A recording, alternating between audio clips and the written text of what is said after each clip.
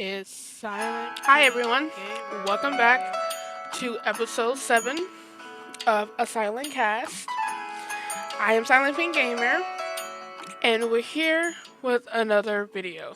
So this time, guys, I want to do a little bit differently. I feel so good, side note.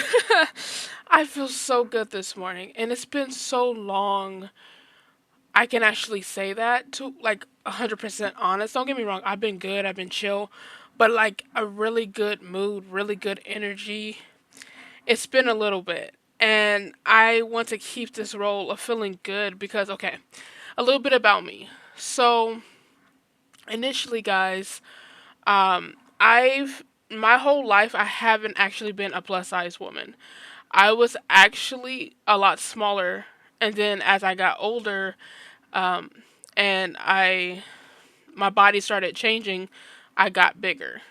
And that actually I had so much insecurities in myself to where I stopped dancing. Dancing was something that I really do and really do enjoy. Like obviously I still have to get in that comfort zone a little bit area, but over the years of having a very good and supportive partner and but also within myself not allowing other people to come in and just judge me and allow their words to hurt me, finding that type of not only confidence in your own self with your own power, but also just having that I don't give or care and just have fun and bright energy. And like I said, it took so long to develop that because before, of course, before I met him, I had to figure out how to do it on my own. Because I do truly believe, side note, guys, I'm sorry, side note, side rant, it's like you really gotta find you because though I'm in a relationship, I am still myself. I am still me. Yes, we represented each other, but I'm still my own person. I'm still my own individual. And it was so important for me to get myself back. I allowed bullying, I allowed judgment, I allowed other people's opinions affect who I was. And today, on my TikTok, I actually did some of these dances that have really been trending and really been popular. And I was like, I really like this song. It's by Adele, Send My Love, and Mistletoe. I believe it was Justin Bieber. I'll put the names on there. And I did those dances, and I feel so great. And I feel so good. Though there were the simple movements, it's just bringing that me back. And I just wanted to share that with you guys. I'm just so happy. I'm so excited. A little bit more about myself. So, yay. But the topic today, as you can tell, is going to be a little different. The topic today is actually going to be about, yes, guys, we are talking about the infamous Five Nights at Freddy's, and this whole episode is going to be about them. We got Freddy, we got Bonnie, we also got Toy Bonnie over here. We got Chica and we got Toy Chica, of course, the half and half is Freddy and Toy Freddy, of course. So I want to talk about Five Nights at Freddy's because a lot of times when I'm talking about a specific game or a specific situation within this series, I can't really go in depth of everything that I know and everything that I like and dislike. I just want to talk about this game for a moment. And I think I'm going to dedicate certain episodes to certain games and certain things because I really do enjoy it. And I believe I said it before, and if I didn't, like and subscribe to this channel, guys. Like and subscribe to this channel. I greatly appreciate it. It's Go ahead and do that. I'll wait. Yeah. Mhm.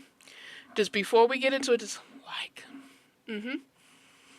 Mhm. I appreciate that, and don't forget to share it. Right? Uh huh. Like. But let's get into it. So I'm gonna get into the depths of how I encountered Five Nights at Freddy's and what my first impressions was and how it develops. And we're going to get into some of the characters and kind of what they're doing right now if you're not aware. And we should be all aware about what they're doing right now. But if we're not, I'm going to catch you guys up. Okay. So, the introduction. How I met or how I encountered Five Nights at Freddy's. So, if you guys are not aware, I found Five Nights at Freddy's through my second oldest nephew. Shout out to you, Jakari. He is in the military now. I am so proud of him. He is doing so well with his life. I love him dearly. And I'm not just going to try to tear up. Try not to tear up. He is so special to me. And I remember when he was younger and he was playing, I believe it was Five Nights at Freddy's 2 on my couch. He was just chilling. And I was in my room. I don't know what I was doing in my room. I was just chilling in my room. And I remember hearing him scream. And of course that frightened me being his aunt. So I come in there, I'm like, what are you doing? And he's like, oh, I'm playing this game called Five Nights at Freddy's. I was like, tell me about it. And he was like, okay, so basically, and he gave me the rundown of what we knew at that time. And what got me, and of course, guys, if you're not aware, Five Nights at Freddy's, and I'll put a disclosure down. Let's pop that up now. Disclosure.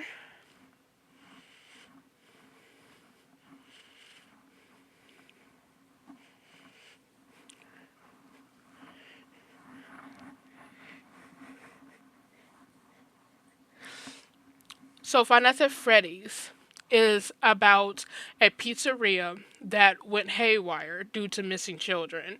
Initially, five children went missing and predominantly assumed kidnapped, and it was all done at this location. But the dark story of this story is they were and stuffed into these wonderful animatronics and hidden away. So that's why they come alive and that's why they attack individuals, because they are tortured souls. They are angry, they're hurting, they're scared.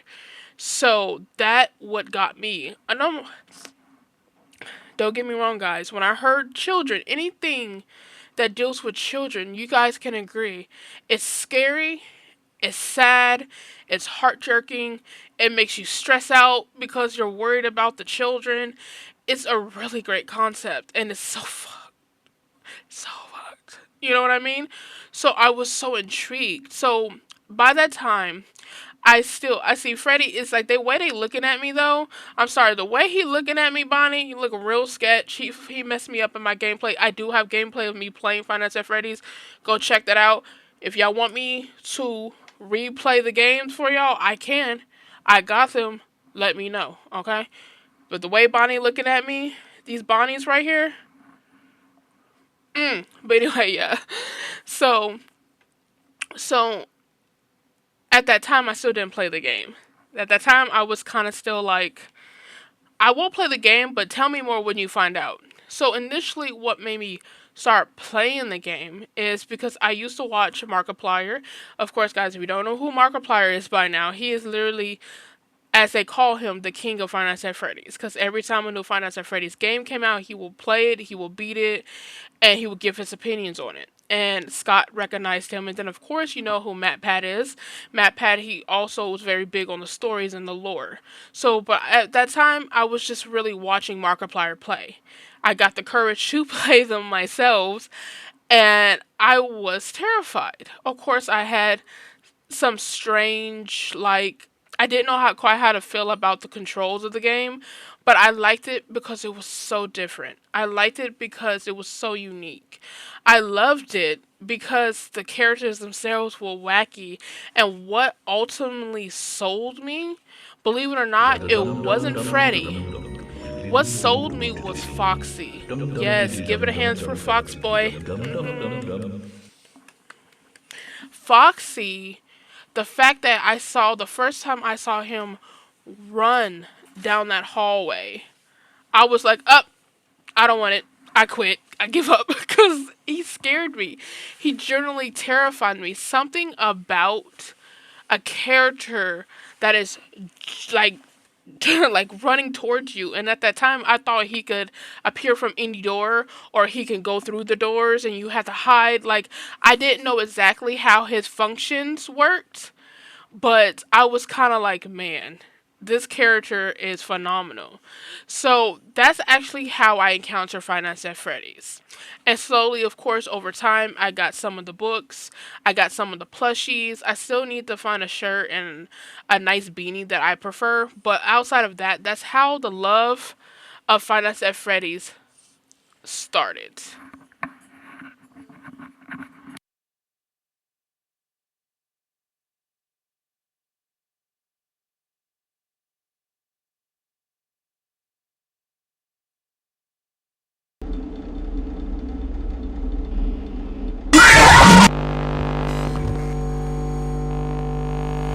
So yeah, so that was kind of how I encountered Five Nights at Freddy's. So let's get into the characters if you're not aware. Alrighty, guys, we're at the characters. We got Freddy, Bonnie, Chica, Foxy. We got Golden Freddy. Okay, we got Phone Guy. And then, of course, with the second game, you got the toy versions of them. You got the withered versions of Foxy, Bonnie, Freddy, Mangled. Like I said, I could be messing some of these up. Balloon Boy, he's a snitch. He's a snitch. I don't like Balloon Boy. He's a cute design. Don't get me wrong. Hello. Hello. Like, but he a snitch. He be telling people where they be at. And of course, with the third game, that's when you introduce the Spring Track. Believe it or not, guys, Spring Track is actually my favorite character. Extremely my favorite character. I something about his design was for me. And if you guys are not aware, once again, Springtrap is a the one of the original suits, Golden Bonnie, where William Afton escaped into the suits thinking that these children weren't going to initially get him if he's in a suit, and basically the spring locks snapped onto him and he died within the suit. Yeah.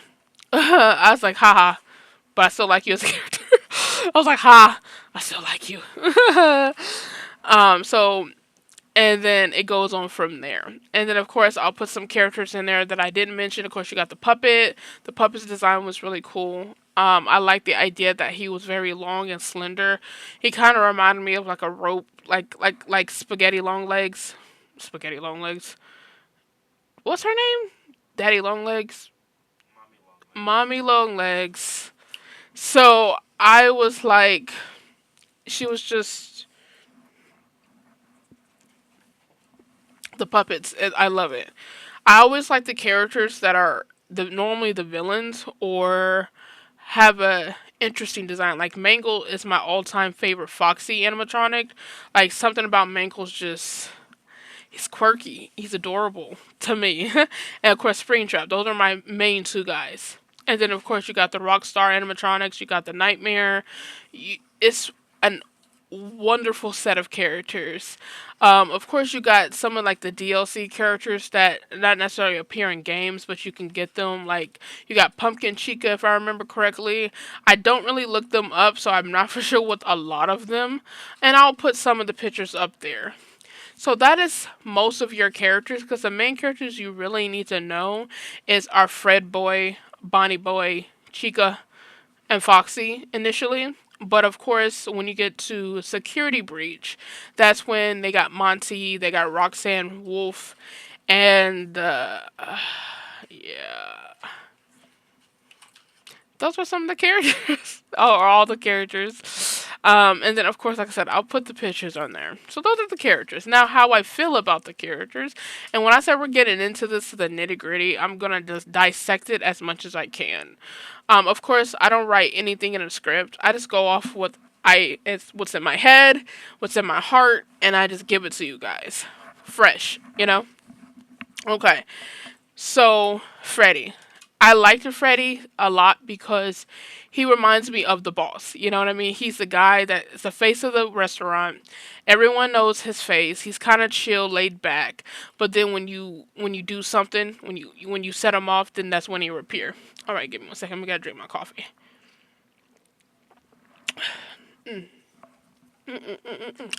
So he sets the stage, but he's really laid back to me. Of course, Golden Freddy, initially, of course, they say that the Golden Freddy is the crying child, allegedly. But I say allegedly because for the most part, a lot of things haven't really been truly, fully confirmed. Yeah, I know. We think in 2025 we get some like some type of confirmation of what's the actual true lore and a lot of this, but it's okay. It's okay. We're just gonna survive somehow. But for the most part, I feel confident in some of this. But it's okay. This is what I gathered from playing the games and the books and things like that. So it's okay. It's totally okay. So Freddy, that's how I felt about Freddy. He's chill. He's laid back. He's just the boss. He's the guy that's in the back. Bonnie is his to me is his right hand man.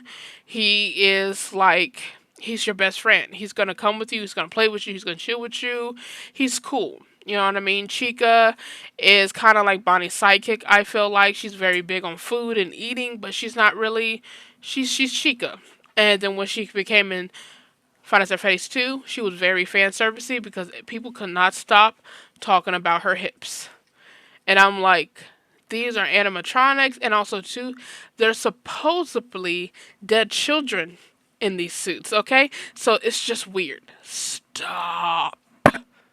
Stop. Get it out of your head.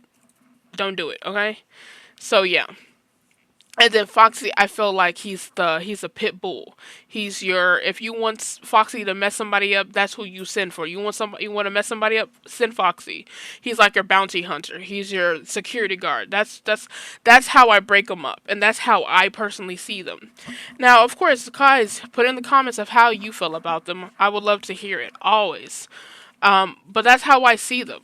And that's actually how I break them down and how I enjoy each individual character. Of course, with the first game, you don't really see a lot of their personality.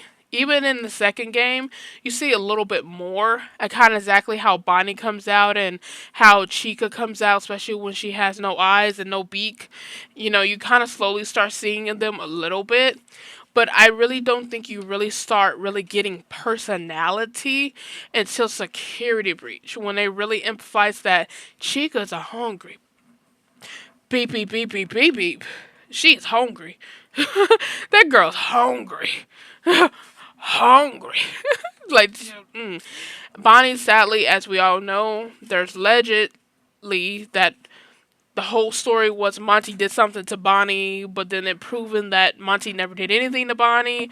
We just know that you can find him kind of like destroyed somewhere, but you have to go through all these loops and stuff like that to find Bonnie initially. But I wish they kept Bonnie, to be honest with you. And I honestly wish if you're going to add more characters, keep the original crew. That's my personal opinion, of course. But that's what happened to Bonnie. And then, of course, Freddy, he's like GoDaddy Freddy. He will always be GoDaddy Freddy. He's actually more trying to help you, though he can't attack you. And then it goes in from there. So those are the characters. Now, I'm going to jump into the games a little bit, kind of how they play and how I like them.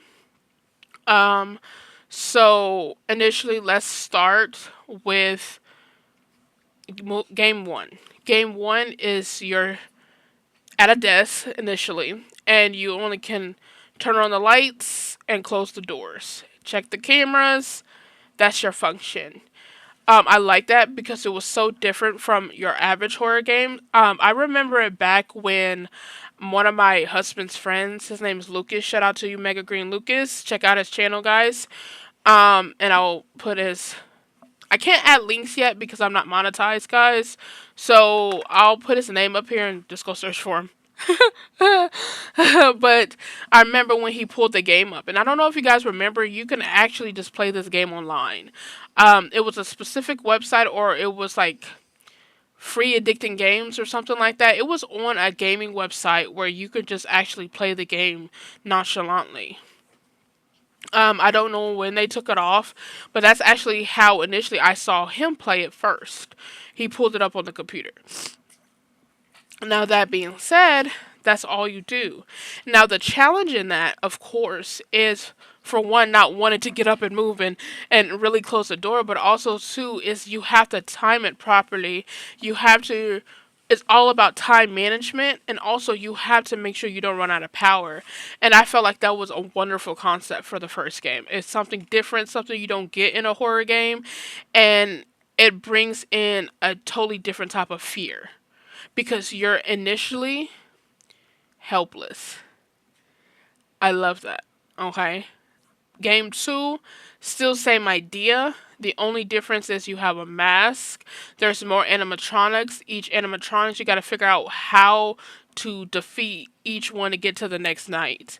I believe in game two, if I remember correctly, when I live streamed it, I only got to like night two or night three. I didn't get very far. Like I said, guys, if y'all want me to replay these games for you guys, I got y'all. I just need those likes. I need those views, baby. Come on. I know you want it. Yeah. Come on. Eh. Okay, well, anyway. When I say I'm feeling good, guys, I am feeling really good. I have so much high energy, and I'm gonna keep it up with that. Okay, so regardless. But yeah. So, that's the function of game two. Of course, the challenges there is Mango because he's new. At Balloon Boy, you have the withered versions, and of course you have the toys. Toys, there since they're new, they're featured. The biggest thing with them is the mask. They can't register that you're a person behind the mask. And of course, the original animatronics, the withered versions of them, they can recognize you. So that's one of the biggest unique features because when a toy come out, you gotta quickly put the mask on. But then you also, when Foxy or Bonnie comes out, you gotta take off the mask. Or it's so much really cool mechanics. And I probably got that backwards a little bit, but it's really cool features. I know for a fact Scott did something special with that. So, I was about to say Silent Hill. We're not in there. We're not there, guys. Silent Hill's been on my brain lately. Um, but regardless of that, game three, Five Nights at Freddy's 3 is where you play as trying to avoid Springtrap. They're at a offset. I want to say offset. Another site of a location is a haunted amusement park, and I really think that's a really cool theme. And initially, you're trying to fight off Springtrap. Now, the game function with this one is you have to reset the system to the point to where you don't hallucinate. And let me know if I got that right. I basically, before I made this video, guys, I went straight off of memory. And it's been a little bit since I played Five Nights at Freddy, so just bear with me. So, initially, you're doing everything to where you're rebooting the systems. Of course, that's like the only thing that's there is the open door, the one door. So you're in this weird shaped office and there's one door. And you just initially got to reset the systems so you don't hallucinate.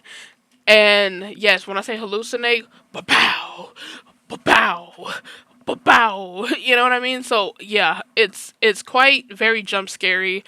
Believe it or not, Five Nights at Freddy 3 was actually not one of the popular of the three games so far that came out. I can see why. It's not as colorful, but it's also very annoying, especially when it comes to the hallucinations. And then you never know if Springtrap is there or not there. He can actually sneak into your office. It's quite a big. There's a lot of jam in his jelly initially. So three, though you get introduced to Springtrap, it's a lot, but it's pretty chill. You're still checking the cameras in all these games, of course. And also, too, I forgot, a part in Five Nights at Freddy's 2 is the music box. That's important because of the puppet. You have to wind that up or that puppet is going to come get you. So, guys, yeah. And then Five Nights at Freddy's 4, you play as supposedly the crying child. and you're playing as a child. So of course, as you know, I just know how I feel about playing as a child. I feel for the child. I don't want nothing to happen to the baby, and that's what I was like. Oh no, this poor baby is going through this, the nightmares, the adrenaline, the fact that he think these things are gonna come get him. And this is when you get introduced to the nightmare versions of them, where they have teeth in their mouth or teeth in their belly, teeth like these big, freakishly long teeth. They're fucking psychotic, right? So the function is you're a little kid. You're initially running to the doors, flashing the light, closing the door if they come or come close enough. Run into the closet, close them, flashlight. You know, it's that you're basically running into the room back and forth to survive the night. And then you also eventually you have to start turning to the back because the little bitty Freddy's trying to get you. So I liked that one because it's high energy. It's a lot of running. It's a lot of figuring out. It's a lot of listening too. Because if you're not listening, if your headset's not up enough or the game is not up enough, you're gonna miss out on a lot of things. You're gonna miss out on a lot of important functions of this game. Brilliant, love it, and of course, each game so far, the biggest way to get lore is through Phone Guy, is through the mini games, is through yeah, those are the main two mini games and Phone Guy. So you really have to listen to what they're saying to get that lore. Of course, guys, you can also pick up the books, and I'll put the books on the screen of what's out so far. I have some of these books, not all, um, because just because, just because. But yeah, so yeah, game 5, because I know there's like a mobile game as well that also has lore. Now I'm gonna be honest with you guys, I don't play that one. I think that one's one they look like really cute and chibi-ish. I didn't play that one. I don't know the function of it, but I believe it's like a turn-based battle game where you're fighting against the other side initially. Correct me if I'm wrong. I remember seeing a picture of it or a glimpse of it, but I didn't really get down to the nitty-gritty of it. But there's a mobile game. Check it out. And then, of course, you get to Sister Location. I'm sorry, guys. We're about to go watch the. We're about to go watch the opening real quick of that. I have to. I have to. We have to. We have to real quick. Let me pull up my YouTube real quick. Give me 1 second, guys.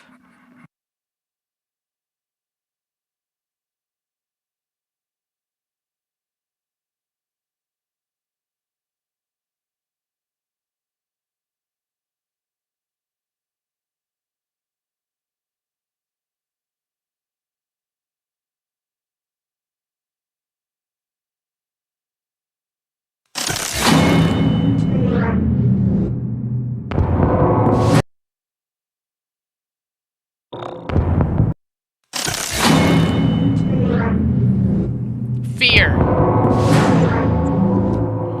panic,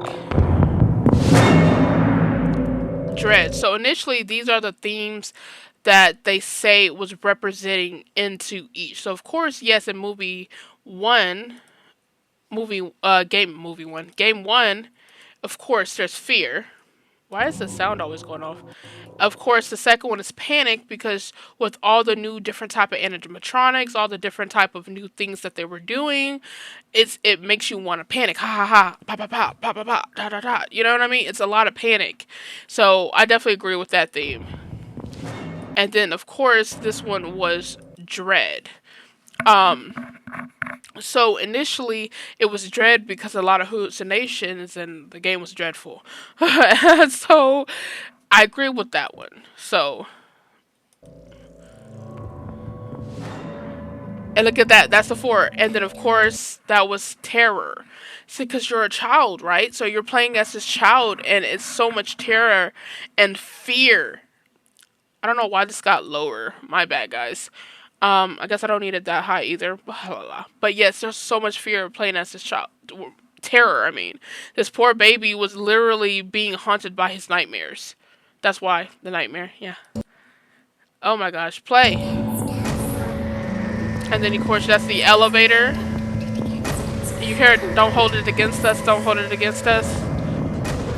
And then this is the vent. As you see, they entered, like they did the face plates and things like that, deep below underground. So where to give them more expression. You got Ballora,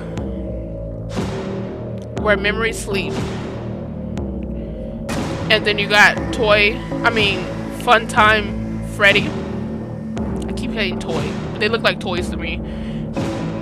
And then, of course, this is the new character that they were introducing. Bonnie's a puppet, though. It's cute.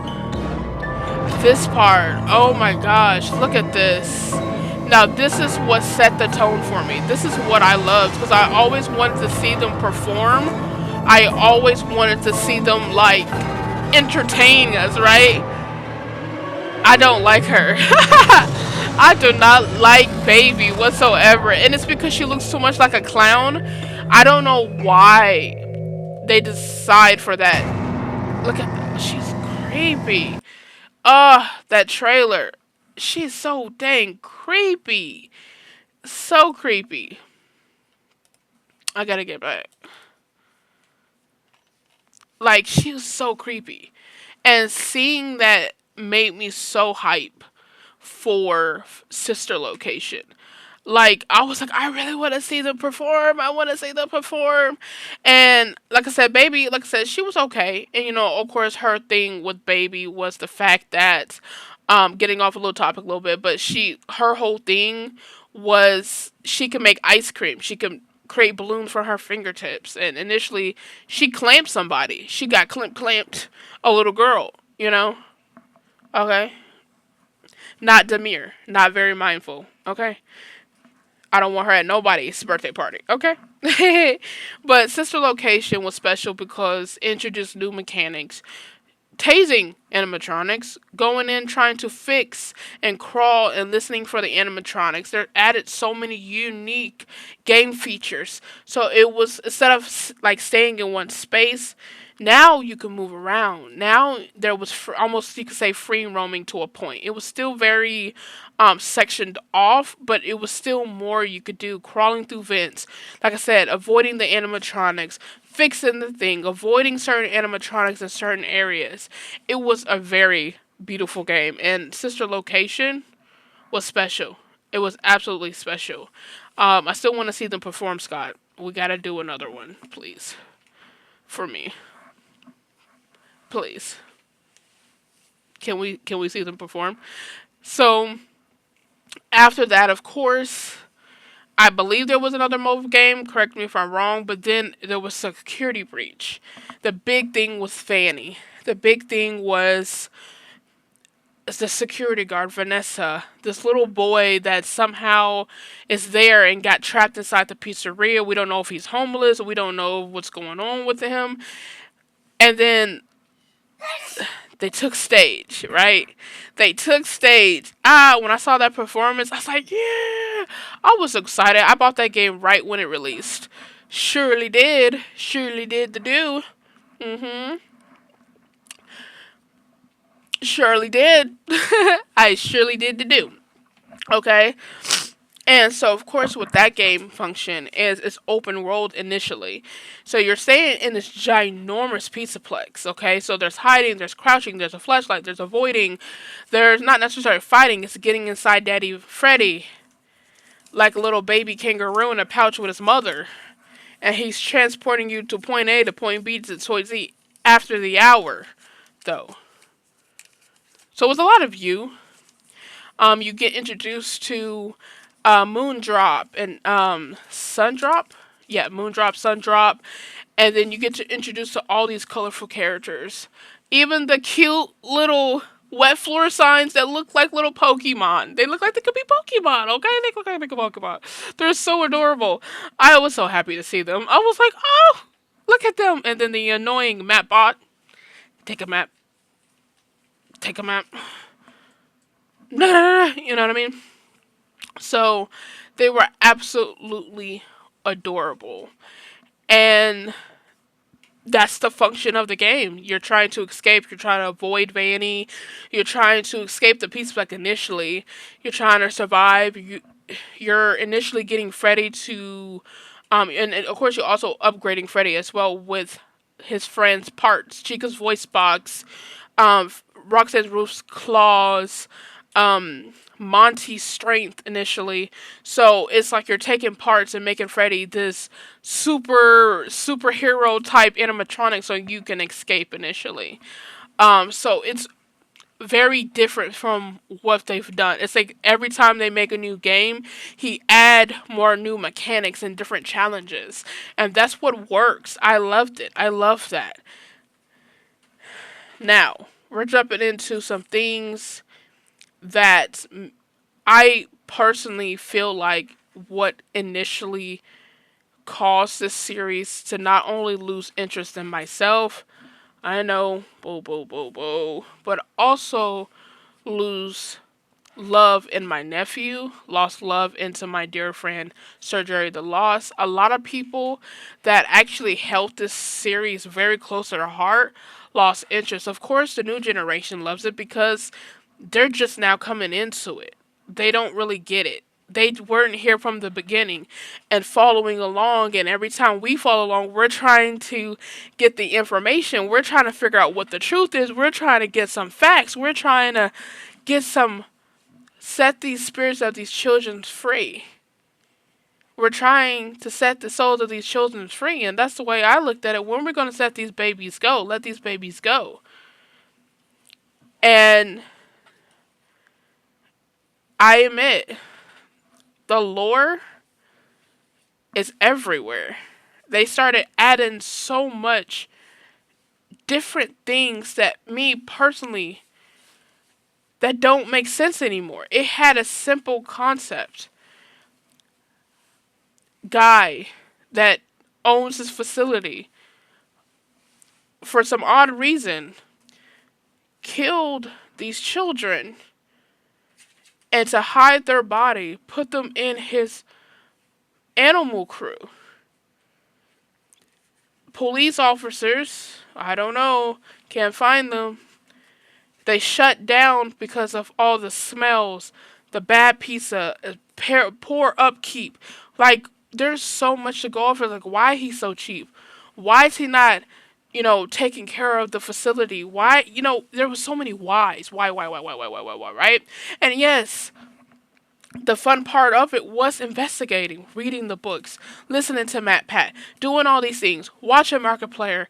But at some point in time, we wanted to know what was facts, what was truth. And I'm not gonna lie, I thought the movies were going to answer a lot of this for me, but it never did.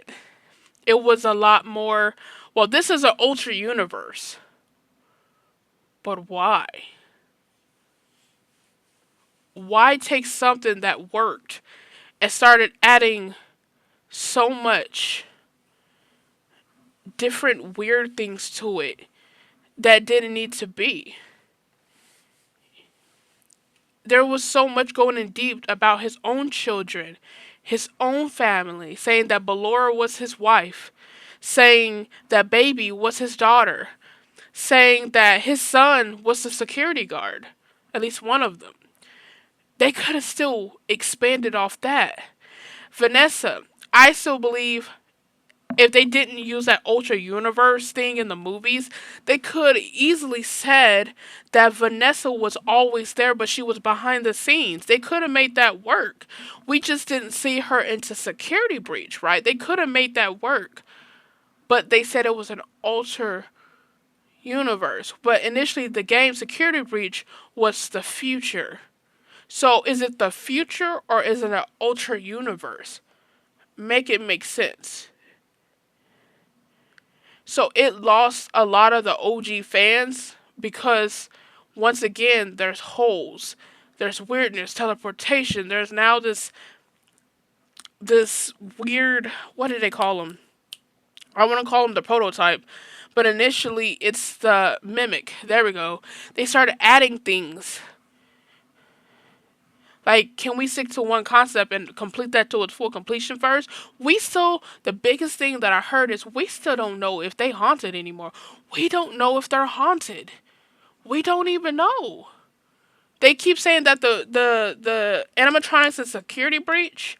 Oh, no longer dead children. Because the whole thing was they take parts from the old original animatronics, their lives, and they put them into the new one. That's what makes them still haunted. That what makes them still carry the spirit.